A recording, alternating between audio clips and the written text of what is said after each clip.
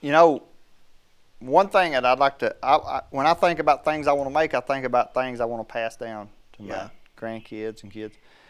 And so, one thing I'd really like to do is make each of my grandchildren a knife, you know, or something that they can pass down. You know, if one of my granddaughters didn't want a knife, maybe, you know, make something ornamental for her, you know, candlestick holders or something, you know, for their Yeah. home.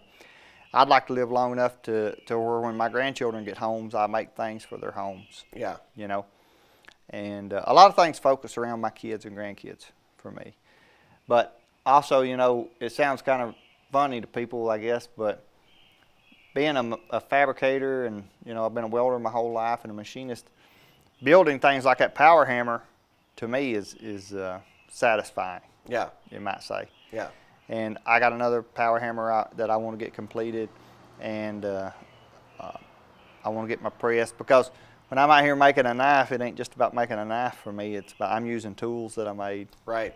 And Yeah, I think if there's anything more satisfying than making something really nice and usable for somebody else, it's building exactly the tool you need for yourself to use and then getting to use it. right.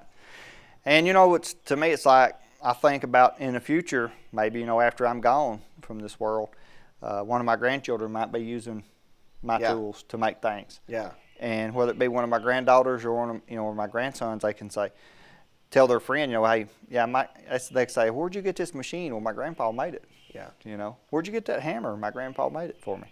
I think that's such a great perspective. Like that's my dream as well. Like, you know, this ties into the philosophical side so much for me of you know, building both physical things for future generations, and then what goes along with that is building the relationships and experiences, having the experiences with your family, with your kids, with your Right. grandkids, so that they will want to use those things on down the road. Sorry, That's okay. I'm gonna get wax poetic here.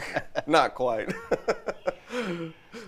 But But yeah, that's I guess my biggest bucket list is you know, making things for my grandchildren and children.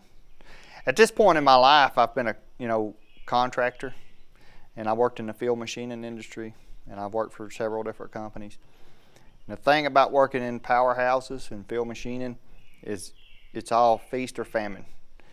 And so it was 7/12s for years, you know, years. And I miss so much with my kids, and I don't want to miss with my grandkids. So spending this time with them and is probably my biggest bucket list thing. Yeah. And making things for them, because now when work says you want to work a weekend, I'm like, no, I don't want to work no weekends. You know, it's not worth it. It's the trade-off isn't worth it it. ain't worth it, because I spent years on 7/12s and being away from here.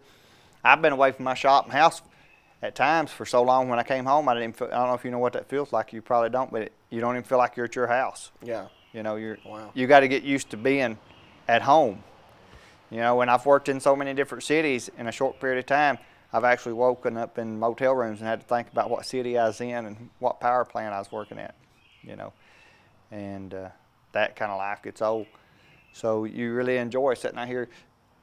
When you've lived that kind of life, you notice what birds are singing in your trees when you're sitting out here drinking your coffee. You know, and so that's the kind of life I want. Yeah.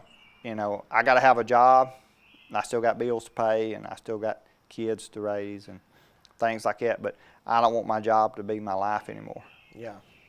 But I want to get my other power hammer built, and I want to get my press built, and but as you well know, I have new things I add to my bucket list every day. Oh yeah. Oh, I know all about that. You know, there's different style, even when it comes to something as simple as making a handheld hammer. Yeah.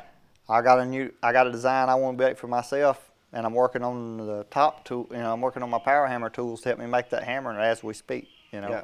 And I find it's never ending when you finally get around to making a project that's on your bucket list, and you get done with it, and you're like, I want to make another one because I want to do this different and that different. You know, little itty bitty details. Right. It's like if I could just make another one, I could. It'd be so much better. But anyway. Yeah, that all comes with the territory, I guess. 'Cause Well, is there anything else you want to add as far as?